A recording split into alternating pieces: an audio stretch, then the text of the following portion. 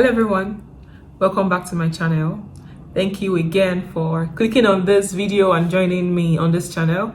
So today I'll be talking about some of the reasons why you should do a PhD and the reasons why you should not do a PhD. Okay, so I'm a PhD student, right? And I've heard reasons why people say they want to do a PhD program or even a master's, just a graduate program generally. And some of these reasons I've heard might not be the best reasons why people should do a PhD program. So I'm making these videos to just put it out there from my experience or from what I think. There's some reasons why you should do it and there's some reasons why you shouldn't do it. So it's a choice that you should make based on these reasons. I'll talk about the reasons why you should not do a PhD program, and I will talk about the reasons why you should do it after. So the first reason why you should not do a PhD program is do not do a PhD program because you want to relocate. Now, this is for people that are probably in Nigeria or any country that want to do a PhD program outside of the country they are staying in. Now, do not do a PhD program because you want to relocate. This is not a good reason why you should do a PhD program or even a graduate program at all. Don't use a graduate program as a means of relocation. Now, what I mean by that is, if you're someone that do not want to study, right? You know that this master's or PhD, you're not cut out for it. Then do not follow the route of study.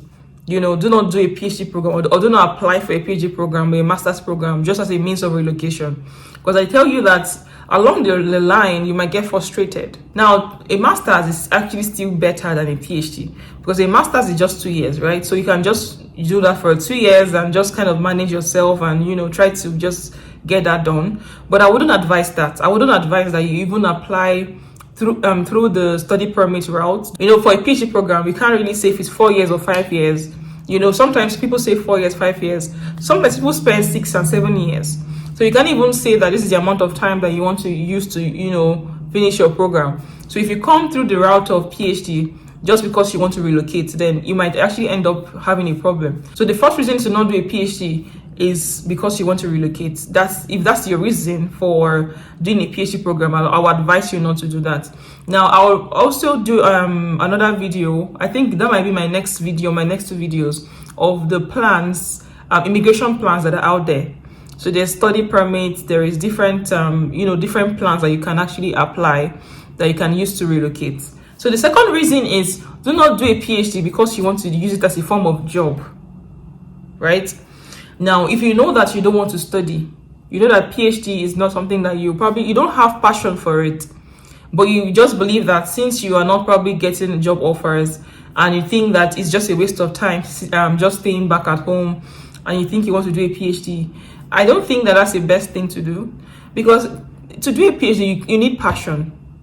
You really need a passion. Like, you want to do a PhD, you need a passion, because like I said, it is a commitment. Like I always call PhD, I always say that PhD program is like a long-term relationship, right? So it's like you have that thing going on and you don't even know when it's going to end. You might have a plan that you end in 4 or 5 years, and sometimes that works out, but most of the time actually it doesn't work out. And it's even harder if you're in the health sciences, right? If you're doing like a research kind of thing, you would probably spend more time. It just depends on how your project is. But most of the time, people spend more than 4 years. And so if you're someone that wants to use that as a means of job, you think that's like a job, you want to just use it as a job, that might not be the best thing to do. Do a PhD program because that is what you want to do solely. You have passion for it because you need passion to kind of continue your program. So the second reason is do not do a PhD program as a means of employment, right? Or a job position. I wouldn't advise that. And the third reason to not do a PhD program or even a graduate program is do not do it because you want to earn money. Now, this is for people that might get scholarships. Like if you have a funding available and you get some form of stipend. Now, I would advise that you don't do a PhD because you want to earn money. Now, in case you don't know, graduate students do not earn a lot. For people that actually get stipend, people that have scholarships, people that have funding, they do not get a lot. Academia is one sector where people are actually underpaid. Like, people are majorly underpaid in academia.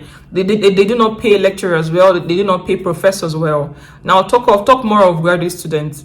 Now, I'll tell you for a fact that if you're someone that thinks that you want to earn money, your own idea is because you want to earn money, you want to just get money, then do not apply for a PhD program because you think, oh, it's free money, it's scholarship, so I might just do it, So you might be disappointed in that sense if you think that you are doing it because you want to earn money. I tell you that there's not a lot of money in research. So do it because you want to do it, not because you want to use it as a form of, to earn a living, kind of. So that's not a good reason to do a PhD. Now, don't do a PhD if you have a family and you don't have a plan of what to do with your family. Now, I will explain. If you're someone that is married with a child, or you're just married and you're doing a PhD, now, don't do it without having a plan of how your family would look like. Because PhD, like I said, is a commitment. You're going to commit your time, you commit your resources, you're going to commit sometimes even your money and stuff like that. So you have to have a plan before you apply for a PhD program. If you're married, before you apply, you have to have a plan, right? So if you have a wife, or if you have a husband or something, you let the person know that, see, this program I'm doing, there are times that I might come back late, there are times I might leave the house early, there are times that I might even sleep in the lab, there are times I might not even come back home that day. These things happen. PhD program is a huge commitment. And if you're in the health sciences, oh my God, you are going to spend a lot of time outside your house. And like I said, in academia, the money is not a lot, right? So if you're someone that has a family, you have to have a plan, that how much you're going to earn, to be able to fend for your family through this, right? So this is something that you need to do. Have that plan, a backup plan, before you go into the PhD program, or before you even apply for the PhD program. That reason not to do PhD. Don't do it because your friends are doing it and because your mates are doctors around you, and you think that it's something that you want to have that doctor name. Don't do it for peer pressure. Don't do it because of peer pressure. Now, I believe that these are most of the points that I'll mention for reasons for not doing a PhD program. And reasons to do it. Now, number one reason, do it because you have a passion. Of course, do the PhD program because you're passionate about it. If you are someone that has passion for research, you want to advance, you want to learn more about the field you're interested in, of course, a PhD program is a very good way to have that.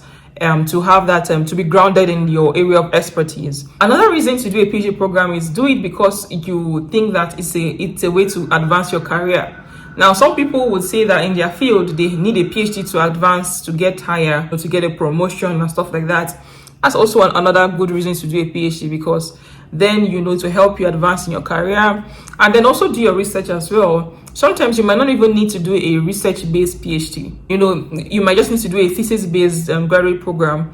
So you might not even need to do research where you need to invest a lot of time. So do your research. If you need to do, if you think you need a PhD for career advancement, just check which type of PhD you might need to do, and stuff like that. So that's another reason to do a PhD. And lastly, I would say do a PhD because you want to grow personally. Some people do it not because they want to advance in their career. They do it just because they just want to just grow. They do it for personal growth, basically. That's also kind of tied into the passion part. So you do a PhD because all of these things, right? Not because of money, not because of relocation, not because you think that is a way for people to, you want to recognize.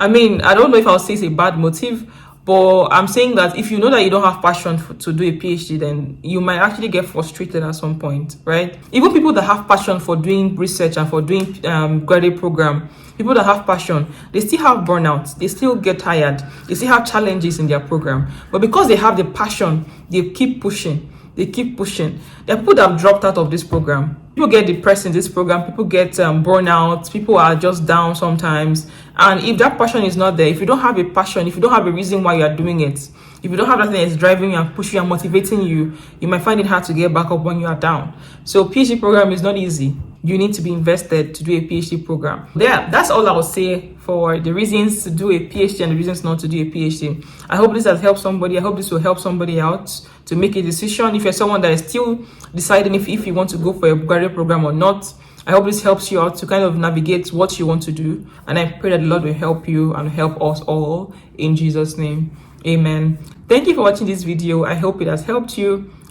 Please like, comment, share, and subscribe. And I'll see you in my next video. Bye.